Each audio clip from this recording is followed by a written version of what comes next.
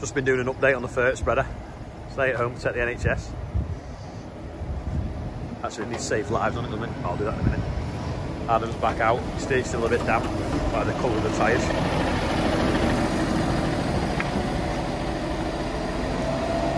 Hopefully later on it'll be dry enough to go sowing as well. It's day 362. I've just lost an hour and 9 minutes of my life on the phone to Vodafone. Gonna go and get some spraying done now. Adam's off out spreading fertiliser. Andrew's been working ground for an hour and a half already. Some wood chip going out. We're hoping it's going to be dry enough as well to sow in a bit. Big trailer on the Merlot. It's going to get loaded with wood chip now, but the fast track's still working ground, so I'm going to turn it off on the Merlot, fill it up, and then turn it back off, and then when the fast track's back, get it delivered. Just on the sprayer now. Load of chips nearly full. You see there, Andrew's back with the discs. He's just going to connect to the trailer. That's going to go out with wood chip, and then he's got to go and move some bricks from Richard's house, ready for doing the outside skin of that wall that we've done on the shed that we're replacing. And then when my dad gets back, he'll be back on the fast track and be back working ground again.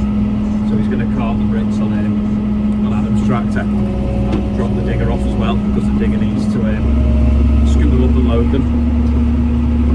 The digger's on the low loader now, which we're just about to go past, so you can get a full view of the yard while we're on the sprayer. There's the digger there now, loaded up, ready to go. Just needs chaining on, and that's off up the road to Richards. And then I'm off up there actually spraying right nearby. Just had a phone call off Adam. He's gone to spread fertiliser and the PTO won't turn on now, he's gone to the field. So he's made a phone call to the dealership, see what it is.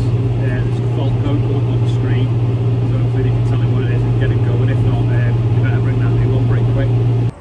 Just back in the yard now, filling up. Adam's managed to fix the fendt. He's had to swap the solenoid for the 540 to the 1000, sorry, the 1000 speed flat shaft to the 540, so we can carry on. Probably could have just put the spreader in 1000 and just changed the revs maybe, and he could have just not had to come back, but anyway, it's sorted now, so we can carry on working, and they can bring the other tractor whenever. Just spraying this field here now. Emma's sent me a video of me going past, so I'll put that on here now. That's where the house was knocked down in the day, so he's there with the digger now, scooping the bricks up. Andrew's just gone tipping a load at the other farm. This is wild oats, so these bigger bushy bits, thicker leaves. Sorry, I've found that, it's a leaf skeleton, so I'm going to give it a live. You see these bigger shoots that are bushier, that's wild oats, we don't want them, so I'm just spraying something now that's going to kill them off. If you look on the floor, the little orange granules as well, that's the fertiliser Adam spread this morning before I got here. You can see them on the floor there.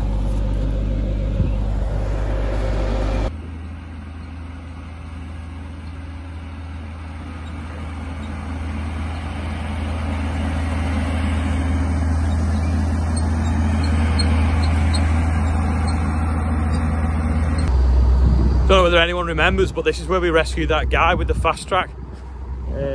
If you look back at the other videos, I think it's had like 200,000 views now. It's obviously a lot drier today. Sprayer just fits underneath, but I've just driven past and Adam's spreading fertiliser up here. So I get a video, I'll just run up this banking.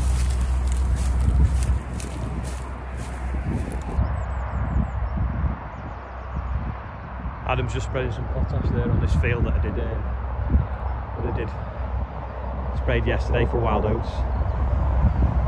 Looks like a bit of a mist there. The fertiliser spreader's been coming on a bit late on the nitrogen, with a bit of a yellow stripe. Just also been rolling the GPS a bit. I'm now in a field of wheat. I've finished the barley for today, and I'm spraying in a field of wheat. A little bit patchy in places, but generally quite good. This was sown with the Claydon rather than the John Deere. It was after being, it was a bit sticky, so we felt that the Claydon might do a little bit better job. Less chance of blocking and different things, because it was really wet. It was getting really late when we sown it, sort of into October, and we'd have some ridiculous amounts of rainfall, and it doesn't look too bad. I'll spin the camera around now and then you can see. Obviously it's in rows, it looks like there's a drain wash through here actually, but generally it's pretty good. It's plenty of plenty of bushiness, plenty of tillers on it. It's got some dirt on it. Get this weed control on it, and should be away. Just spraying, and as a kid on a motorbike wheeling through my field of wheat next to it. Can't zoom in close enough though.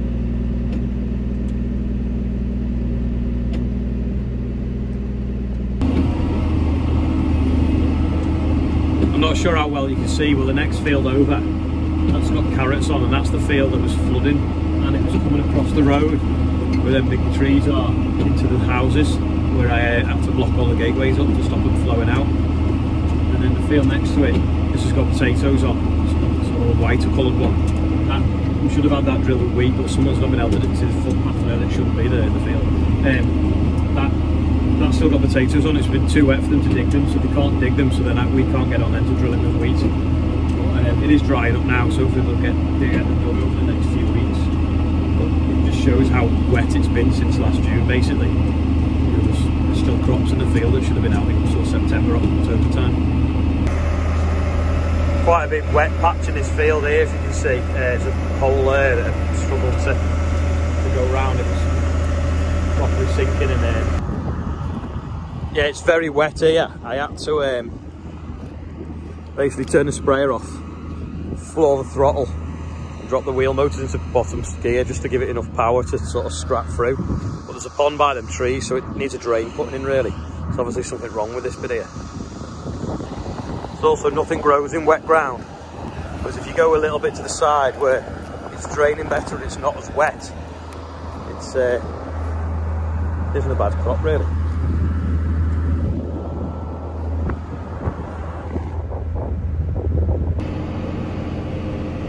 This isn't even a footpath, but people have basically just made their own. Trample the wheat. Sun's gone in, it's getting cold.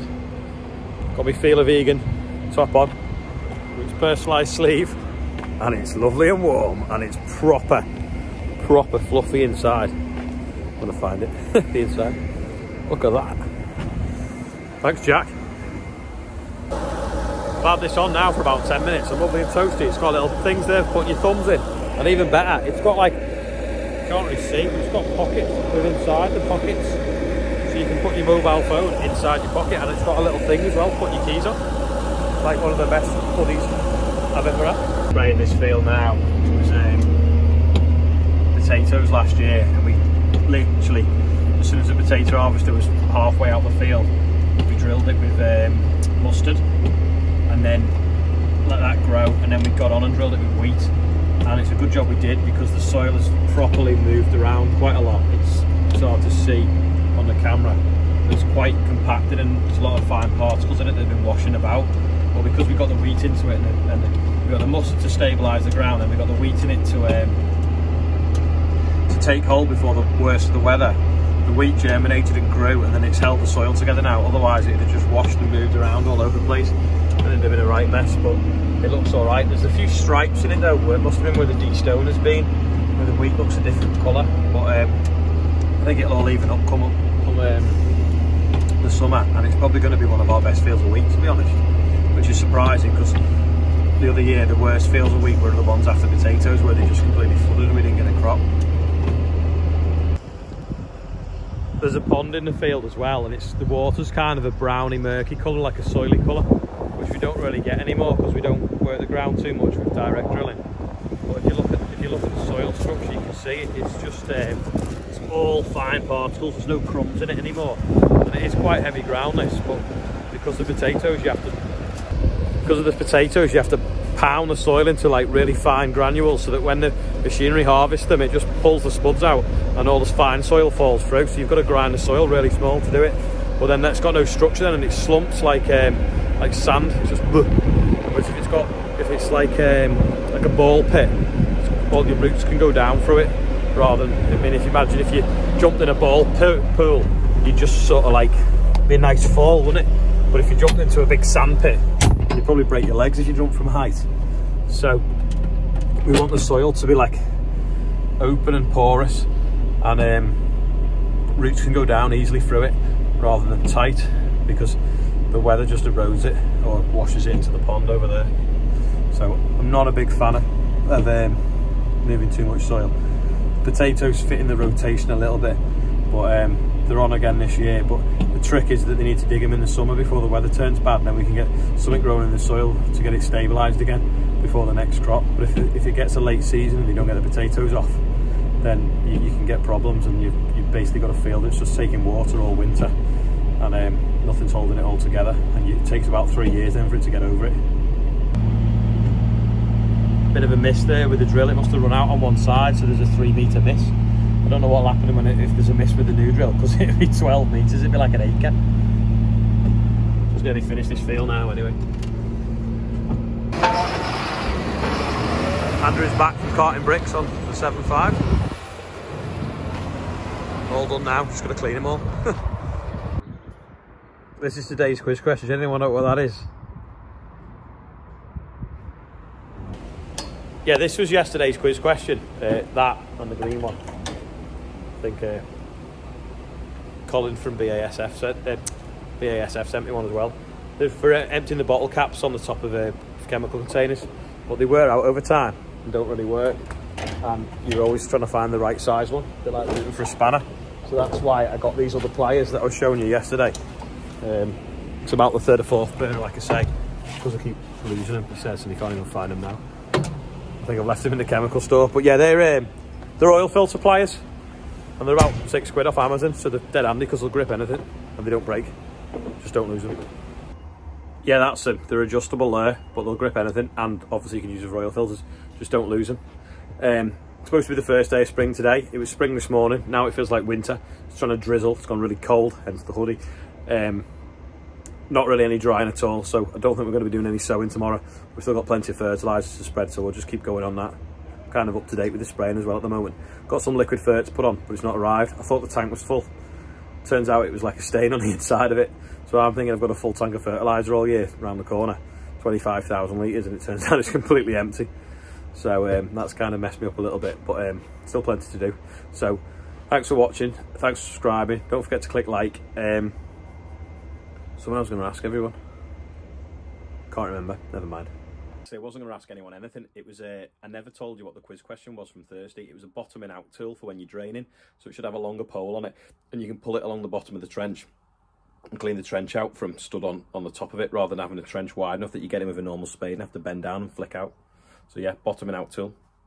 Older than me and probably everyone watching, to be fair. That was what I was going to say. I wasn't going to ask anyone anything, but the long field that we've been doing the drag races on, we'll be working the ground up on it soon. So before we do that, we're going to have the drag racer tomorrow. We'll get the fendt, the fast track, and the 250R, and maybe Joe might come with his New Holland, and we might have a go on there, see which is the quickest off the mark. Thanks again everyone for watching. Don't forget to click like and subscribe. Any comments, leave them below. Have a go with the quiz question as well. Also, another random question along with the quiz question is, what's everyone's favourite bit about the video? Is it the tractors? Is it the fields? Is it the scenery? Is it me waffling on? Just leave a comment.